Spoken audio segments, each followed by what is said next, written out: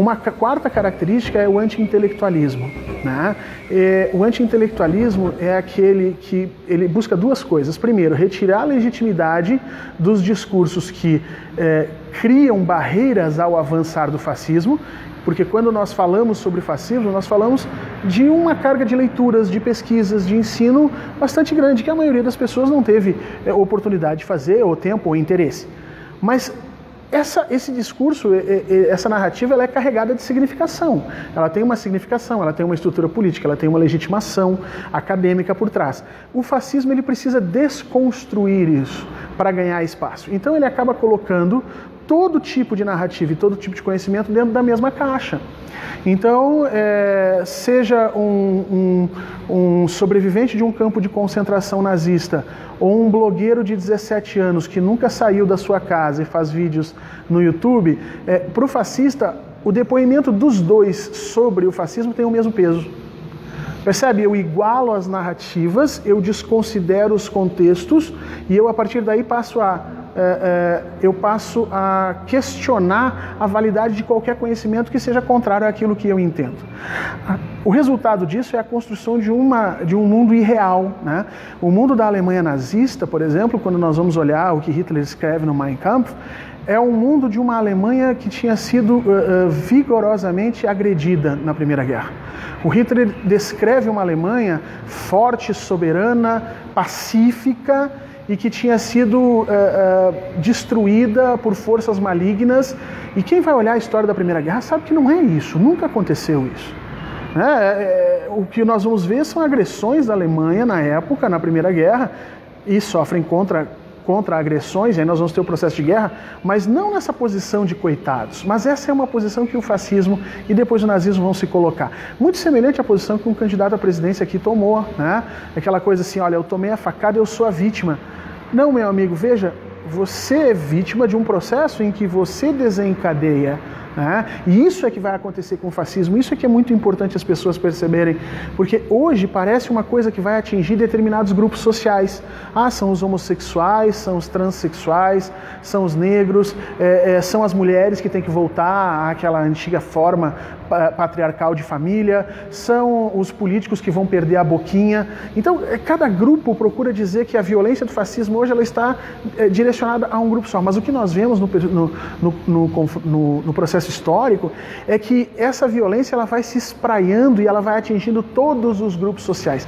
Quanto mais o fascismo vai se tornando forte, mais ele vai restringindo o número de pessoas que estão livres da violência, a ponto de você chegar em determinada situação, por exemplo, na Alemanha, o Hitler em determinado momento vai atacar o próprio exército, vai atacar os próprios contingentes militares que lhe tinham servido de apoio e que em algum momento já tinham feito algumas críticas às suas posições. Você vai ver isso na chamada Noite das Longas Facas, que nós vamos encontrar na Alemanha. Quer dizer, ele ataca inclusive militares porque esses militares pareceram ser dissonantes do pensamento autocentrado, que é o pensamento fascista que nós vamos encontrar. E nós estamos vendo isso no Brasil.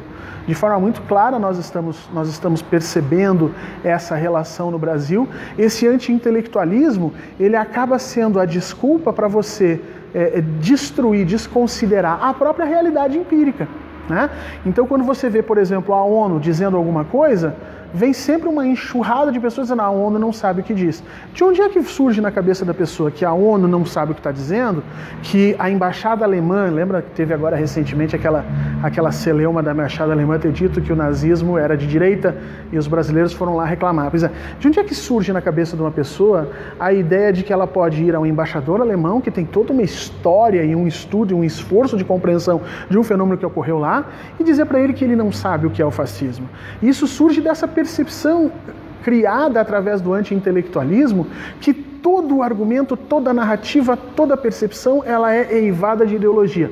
Nós sabemos que é, mas nem por isso ela perde a sua importância. Porque junto daquelas premissas ideológicas existe um papel empírico que deve ser levado em conta.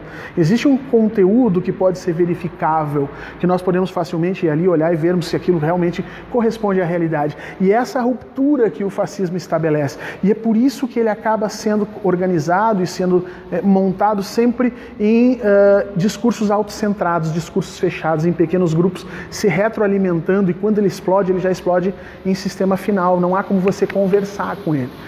A conversa com o fascista, a discussão com o fascista, ela é perto da esquizofrenia, porque não há bases de contato na medida em que a empiria que sempre nos liga, né, que permite que eu diga aquele lá é um carro vermelho, e você olhar para o carro e você até pode discordar do tom de vermelho dele, mas nós temos um limite dessa discordância, nós vamos concordar que ele é vermelho. O fascista, ele perde esse limite. O fascista perde esse limite, o fascista se reconhece como dono da verdade, como dono da moral, dos bons costumes, da correção de tudo que tem de bom e belo na sociedade, e tudo o que não está com ele é inimigo. E aí você cria essa secção, cria uma realidade paralela, e essa realidade paralela só admite a palavra própria do líder fascista, né? E você acaba aí criando um sistema autorreferente extremamente perigoso. Os psicólogos trabalham muito esse ponto, e a partir especificamente do momento em que a gente reconhece que o fascismo ele é um fenômeno complexo, ele é um fenômeno sociológico, ele é um fenômeno político, ele é um fenômeno histórico, mas ele é também um fenômeno psicológico. Nós vamos começar a olhar para as pessoas e tentar perceber por que em determinadas pessoas esse fascismo causa uma repulsa tão grande e outras causa um encantamento tão impressionante. Porque essas pessoas que apresentam esse encantamento, de alguma forma, elas já trazem em si determinados valores, o que o Deleuze chamava de microfascismos, né? Ou seja, aquela pessoa, aquela sua tia que se encantou pelo discurso do candidato X, do candidato Y, que é um discurso fascista, ela o faz por quê? Porque é parte da identidade pessoal dela o autoritarismo, ainda que não seja um autoritarismo efetivado a todos os momentos. Talvez por ela ser mulher, ter sido criada na década de 60, 40, ela nunca pôde exercer aquela autoridade, mas aquilo é parte da cultura da educação dela. Ela viu o pai fazer, ela viu o marido fazer, ela se sente bem aquilo fazendo. E a partir do momento em que você atinge esses, vamos dizer assim, esses gatilhos psicológicos em cada pessoa, essas pessoas vão sendo incluídas dentro do projeto fascista. E isso é muito forte, isso é muito rápido, porque você começa a trabalhar com autoritários, com egocêntricos, com hedonistas, com frustrados, com uma série de pessoas que têm represado uma quantidade muito grande de violência dentro de si, e que a partir do discurso fascista vem a possibilidade de vazar, de dar vazão a essas informações, a essas práticas violentas, e exercer a sua autoridade, ainda que em micro espaços, em micro poderes, sobre os grupos que eles acham que são grupos não merecedores dos seus direitos. E esse processo é um processo que vai acontecendo na sociedade de uma maneira muito rápida. E as pessoas perguntam assim, mas como bloquear isso, Fernando? Como se colocar contra isso? Está pintando uma ideia bastante terrível na cabeça da gente. As sociedades do século XX, elas chegaram à conclusão de que para conter o fascismo só foi possível a guerra. Você precisou de Estados Unidos, União Soviética e a Inglaterra num esforço conjunto imenso para poderem vencer a guerra. Foram 70 milhões de mortos, porque esse processo é um processo que não aconteceu só na Alemanha e na Itália, aconteceu em toda a Europa, aconteceu no Brasil, aconteceu nos Estados Unidos. E você precisou, de um determinado momento, travar por meio de guerra. Depois do travamento da guerra, como é que os países ocidentais se livraram desse processo fascista? Com o reforço indiscutível das liberdades individuais. Se você não tiver instituições que não arredem o pé das liberdades individuais, você cai de novo no mesmo processo do fascismo. É quando um juiz condena alguém sem provas, ele dá início ao fascismo. Quando um promotor baseia a sua acusação na Bíblia, ele dá início a um fascismo. A Bíblia não foi pactuada entre nós como um valor. O que foi pactuado entre nós como um valor é a Constituição, são as normas legais. A Bíblia não faz parte disso. Ela pode ser um valor seu. E respeito que seja, e acho que é importante que as pessoas tenham valores religiosos, mas ela não faz parte da nossa pactuação de Estado. Mas quando um promotor faz isso, ele começa a abusar do seu poder para fins que a sua política lhe diz como correta. Quando você tem um ministro do Supremo Tribunal Federal que diz que não, agora o judiciário vai limpar a política do Brasil. Não é função do judiciário limpar nada. A política, ela é essencialmente algo que não é bonito, porque as nossas diferenças como cidadãos não são bonitas. Elas têm que ser resolvidas sem a interferência da violência.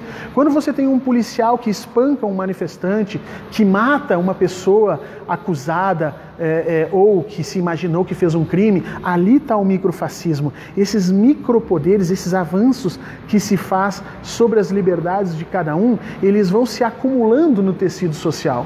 E essa acumulação no tecido social, em determinado momento, faz com que o cidadão comum pergunte: bom, mas se o juiz tal pôde condenar sem provas, eu também posso espancar aquela criatura aqui do lado. Porque, né, somos todos cidadãos e eu também estou lutando por um ideal de Brasil melhor. A gente não discute o que é o melhor para ele, o que é o melhor para o juiz, mas o fato é que esse eterno transgredir, que numa sociedade sadia ele seria combatido imediatamente, você atacaria esse ponto, restabeleceria os direitos e cessaria ali o exercício autoritário das microautoridades. Dentro de um sistema fascista, isso acaba sendo tomado como normal.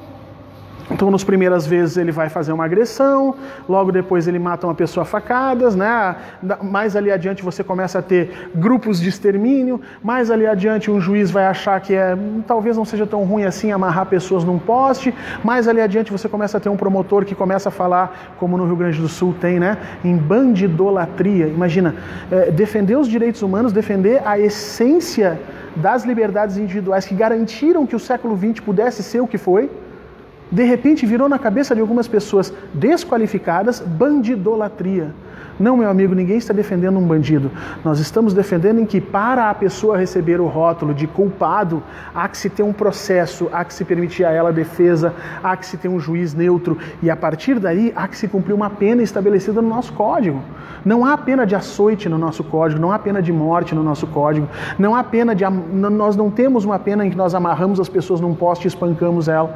No momento que você permite que esses avançares dos micropoderes eles se tornem frequentes e eles se tornem principalmente, eles não sejam respondidos, você inicia um processo de espiral fascista, porque daí essas pessoas passam a se encontrar, a se reunir, e esse aspecto é muito interessante, porque algumas pessoas dizem assim para mim: ah, Fernando, mas não é fascismo, porque, por exemplo, as redes sociais hoje não existiam na década de 30.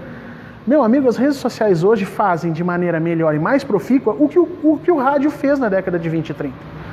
Quer dizer, o fascismo só pôde crescer na Europa, e especialmente também no Brasil, por causa da invenção do rádio, a difusão da informação. E hoje as redes sociais, elas atuam de uma forma muito mais profícua do que o rádio, mas é o mesmo caminho. É através da conexão que se faz ideológica entre essas pessoas que você tem a consolidação de um projeto extremamente excludente. Essa é a quinta...